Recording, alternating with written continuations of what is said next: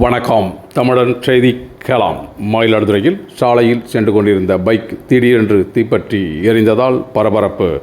மயிலாடுதுறை அருகே மன்னமந்தல் தனியார் கல்லூரியில் ஜெகன் என்பவர் படித்து வருகிறார். இன்று கல்லூரியை முடித்துவிட்டு நத்தம் பகுதியில் உள்ள தனது வீட்டிற்கு இருசக்கர வாகனத்தில் சென்று கொண்டிருந்தார். அப்போது மயிலாடுதுறை பழைய பேருந்து நிலையம் அருகே கிட்டப்பா அங்காடி பகுதியில் பைக் தனியாக வந்து கொண்டிருந்த போது வண்டியிலிருந்து புகை வெளியேறியுள்ளது. உடனடியாக சுதாரித்து கொண்ட வண்டியை ஓட்டி வந்த ஜெகன் வண்டியை ஓரமாக நிறுத்தியுள்ளார்.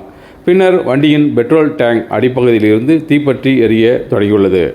அப்போது பேருந்து நிலையம் அருகே பாதுகாப்பு பணியில் இருந்த காவலர்கள் விரைந்து வந்து வண்டியின் மீது மண்ணை கொட்டி தீயை அணைக்க முற்பட்டன. அப்போது விரைந்து வந்த மயிலாடுதுறை தீயணைப்புத் துறையினர் வண்டியின் மீது தண்ணீரை ஊற்றி தீயை கட்டுக்குள் கொண்டு வந்தனர்.